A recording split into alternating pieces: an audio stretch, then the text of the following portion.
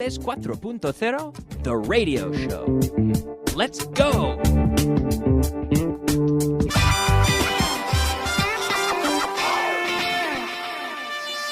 Intermediate. Hello and welcome back to the intermediate portion of class number 127. And in the last class, we were talking about the verb to choose. To choose. Yes. Every day I choose. Yesterday I chose. Lately I have chosen. Elegir, the verb to choose. So this is a good irregular verb, choose, with two O's, double O. And then in the past, yesterday I chose. And lately I have chosen. So, answer my questions, please. Is it easy to choose a new car? Do you think so? Do you think it's easy to choose a new car? Yes, Kyle, it's easy. Or maybe no. No, it isn't. I don't think it's easy these days to choose a new car. There are a lot of things to consider. The car, the mileage, reliability, the price, of course, the reputation, what you need it for, how you plan to drive it. Are you going to drive it on the highway a lot or mostly town driving? You know, do you have 4 children? So I don't think it's easy to choose a car. Did you choose a car last year? A new car? Yes, Kyle, I chose a new car last year. Now, why did you choose to study English? Most people choose to study English because they want to be able to travel and use it abroad, or really the most popular reason is to help them get a better job or to excel professionally in their current job. So English, of course, very, very valuable. And it's interesting to choose to learn English. There's a difference between choosing to learn and deciding to try. Because if you choose to learn, you can do it. You can say, I'm going to learn, and you can learn. You can learn English. But you have to be disciplined. You can't just say, I'm going to sign up for a course. I'm going to try. It requires a tremendous effort. We're here to help you and coach you and guide you and give the materials. But you have to have that motivation, that drive. Okay? Have you ever chosen Pepsi over Coke? Have you? Because I have. I have chosen Pepsi over Coke. Where I live, where I'm from, I should say, in Canada, the east coast of Canada, I would say Pepsi is more popular than Coke, than Coca-Cola. But it's interesting because Coca-Cola is seen as a far superior product in Spain. But in North America, many parts of the United States and many parts of Canada, they're seen as equal. There are Pepsi regions and Coke regions, places where people tend to drink Pepsi and people tend to drink Coke in others. And they both have massive sponsorship deals. But, it's interesting because in Spain I have the impression that Pepsi is seen as an inferior product, which I find interesting. It's sold, it's a bit cheaper here, usually. But growing up in Canada, I didn't have that idea. They were the same. They were different products, but of equal levels of quality, let's say. So probably in Spain, you're probably going to answer no, Kyle. I've never chosen Pepsi over Coke because more Spanish people, most Spanish people clearly prefer Coca-Cola.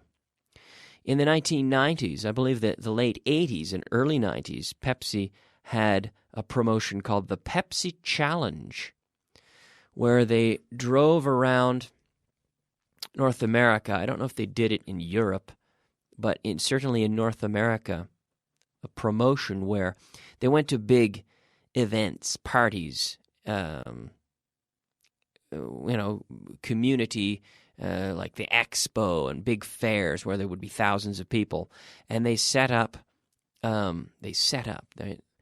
montar, to set up. They set up stands, or maybe from the side of their truck, their vehicle, they offered two small glasses, beverage, right? Bebida, beverage, drink number 1 and drink number 2. And they said, taste it and tell us which one you prefer, Pepsi or Coke. And they did this. They did thousands and thousands, tens of thousands, probably hundreds of thousands of samples. I'm surely hundreds of thousands of samples over the course of, I don't know, a summer. I think they did it several summers, actually, several years. And they found that most people preferred, they said, which one do you prefer? And most people preferred Pepsi.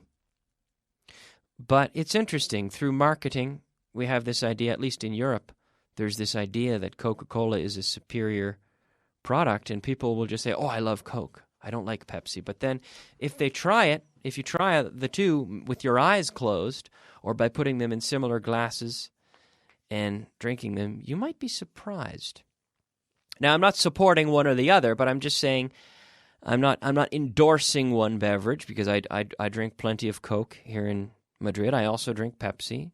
So I'm not supporting one or the other. I'm not sponsoring any sort of beverage here on the show today, or any other brand. There are other brands that are good as well. I don't want to get in trouble for talking about one brand or the other, but I think, you have to be open-minded, and don't let the marketing tell you which one you should prefer. And that's not just a question of Pepsi and Coke. It's a question of a lot of things in life. I think we'd be surprised how much we enjoy new things when we actually try them.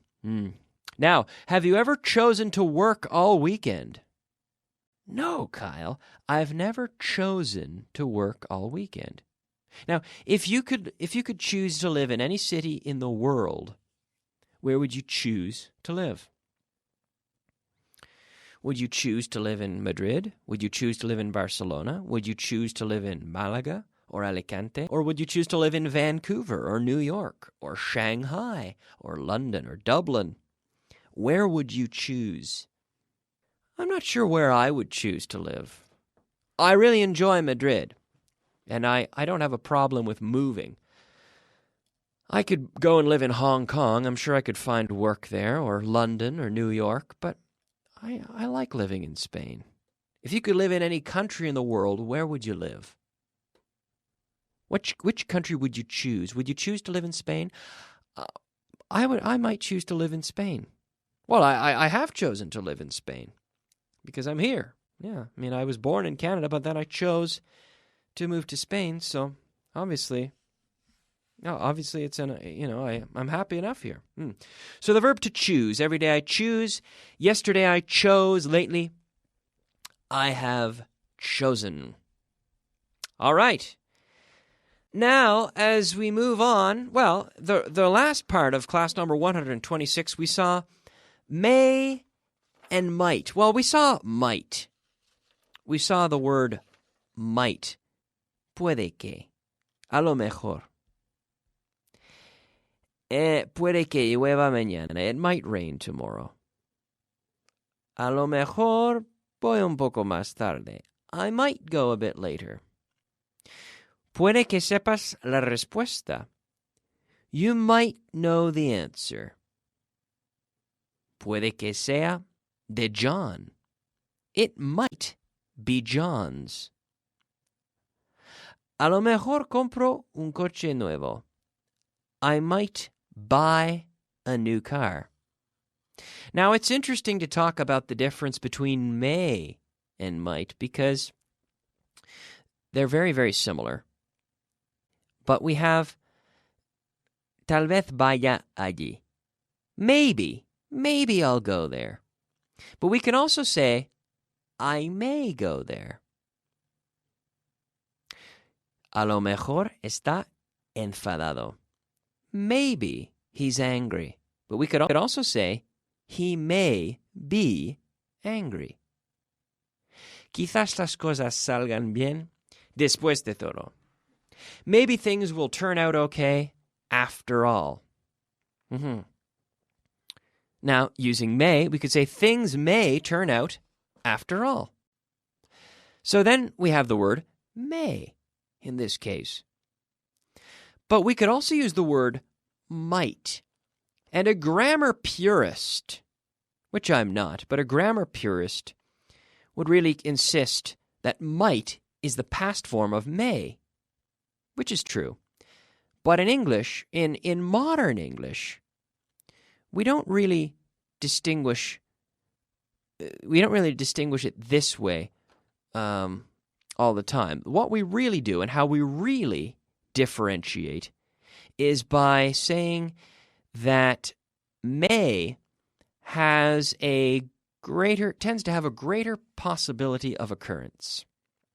It may rain. Bring your umbrella because it may rain. Now, let's say the chance is 50% here. But if I say, so this is puede que llueva. Puede que llueva. Be careful. Bring your umbrella. It may rain. Now, puede que llueva, pero lo dudo. Here we would say, it might rain, but I doubt it. So might gives a feeling of that the event is less likely to occur. Okay? Puede que tengas razón. You may be right. Puede que haya una solución. Puede que haya una solución. Now, depending on my tone and the feeling, I could say, there might be a solution. There might be. Maybe I really don't think there is. There might be a solution.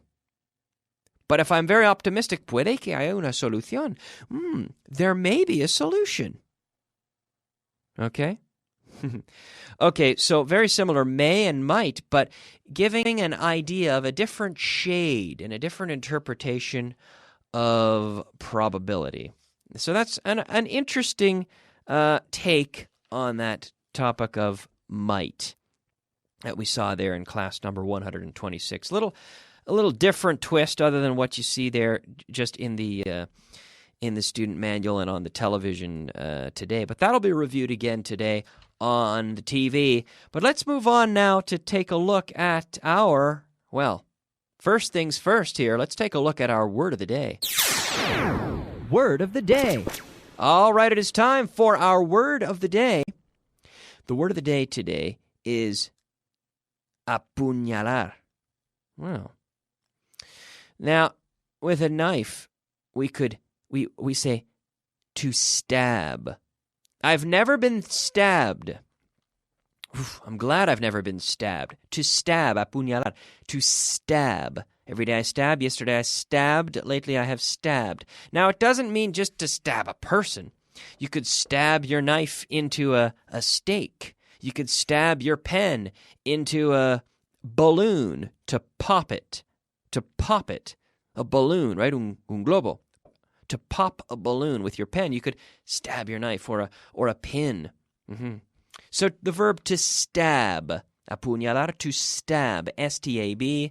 Now, not a stab, no, but stab. Okay? All right, now as we move into class number 127, we see more with might. I think I might buy her some flowers. A lo mejor le compro unas flores. I think I might. A lo mejor le compro unas flores. I think I might buy her some flowers. A lo mejor le mando un correo electrónico. How would you say that in English? I think I might send him an email. Yeah. A lo mejor te acompaño. I think I might go with you. Yeah, I think I might go with you. A lo mejor me quedo en casa. I'm tired. I think I might stay home. Yeah, I think I might stay home. Yes.